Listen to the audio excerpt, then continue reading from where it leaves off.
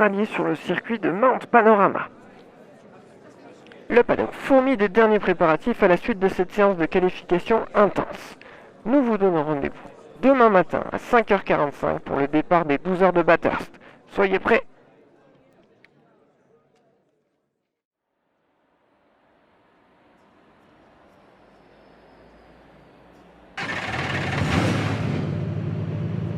La tension est à son comble alors que la grille se forme.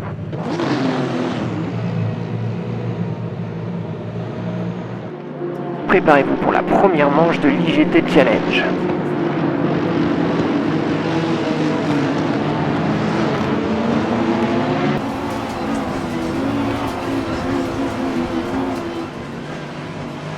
Et c'est officiellement parti pour les 12 heures de Bathurst. Les 36 concurrents s'élancent à l'assaut du circuit de Mount Panorama. Pas d'incident visible au premier virage, et c'est la Mercedes Tracker Racing 44 qui prend le meilleur sur les deux Ferrari.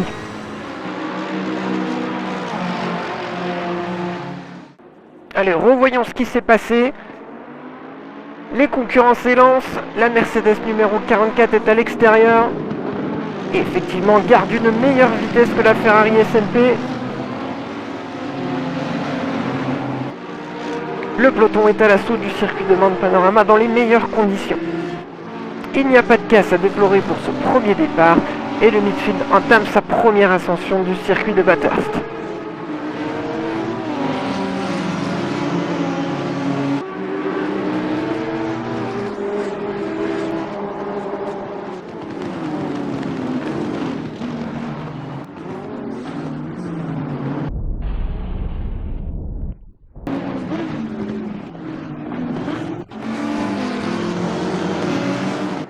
Les meneurs entament pour la première fois Conrod Straight, toujours la Mercedes Tracker Racing en tête de la course.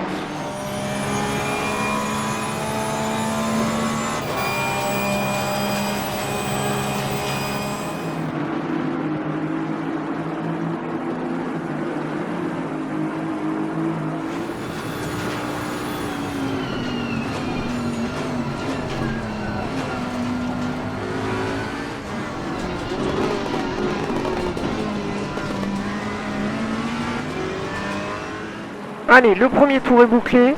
Le Tracker Racing domine devant les deux Ferrari SMP et AF Corse. Quatrième, c'est la Mercedes AMG GT numéro 77. Et le top 5 est complété par la Porsche 911 du Raw Racing numéro 100.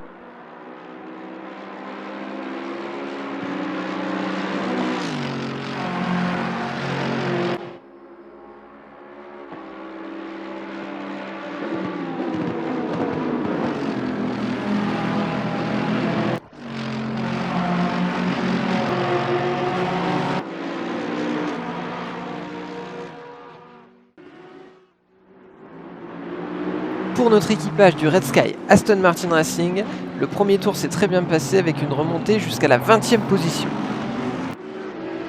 Premier contact dans le peloton de la Bentley M Sport Dossard 108.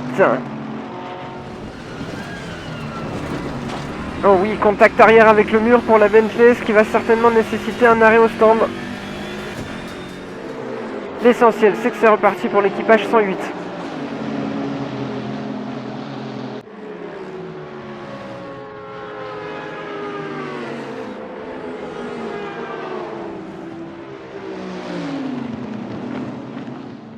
Le soleil se lève en Australie sur Bathurst, alors que devant ces 6 hommes qui s'échappent en tête de la course. Le groupe est composé de 2 Mercedes et 2 Ferrari et se clôt par la Porsche 117 du team Bernard.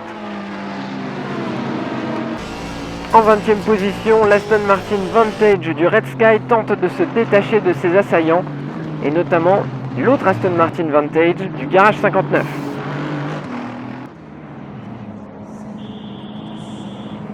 Julien Landry rentre au stand après un relais solide mais n'a pas réussi à se défaire de ses concurrents.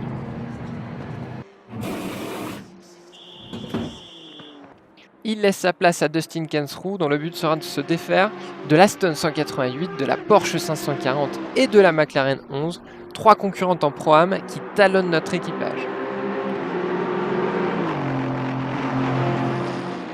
Et voilà que la tant redoutée pluie fait son apparition ce matin. Une opportunité de rebattre les cartes pour tous les niveaux de la course. Ce changement de conditions météo profite aux deux leaders, qui se détachent petit à petit à l'avant de la course. Ils fondent sur la Bentley 108, largement retardée par les réparations effectuées au stand. Le dépassement sur Vincent Abril permet à la Ferrari SMP Racing de dangereusement se rapprocher de l'équipage de tête. Tristan Vautier sur la Mercedes se défend.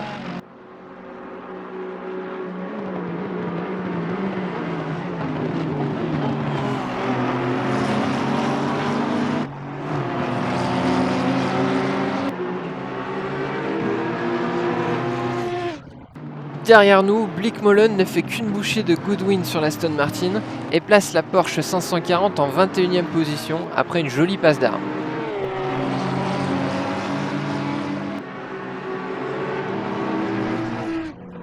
Au fil des tours, l'équipe Black Swan Racing comble son retard sur nous.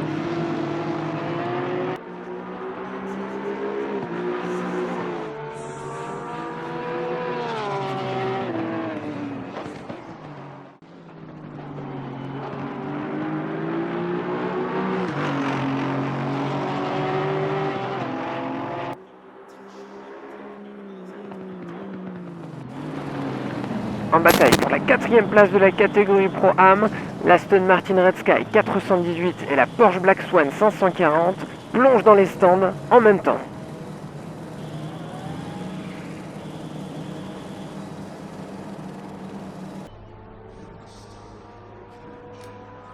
Oh, come on guys, we're losing time.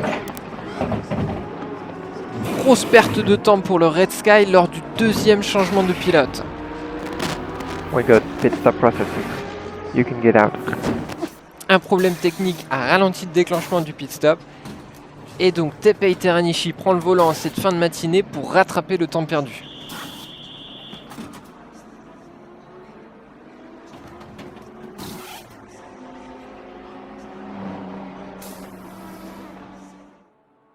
Comme vous le voyez à l'image, l'équipage Black Swan Racing 540 sur Porsche 911 a pris l'avantage lors de l'arrêt au stand sur sa concurrente Aston Martin.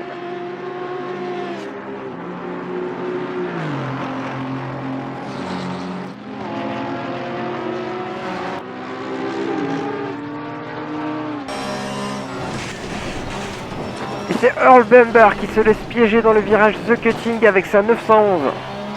Le contact a été assez violent. En proie à des difficultés mécaniques, Bamber crée un ralentissement sur la piste. Et cela engendre un contact avec la Ferrari AF Corse. Ce qui ne va pas arranger l'état mécanique de la voiture. Et oui, on voit la direction complètement touchée. La déchéance de Bamber dans la Porsche 117, ainsi que la panique de Pit Story sur l'Audi, confronté au drapeau bleu, crée un véritable cafouillage sur la piste. C'est incompréhensible.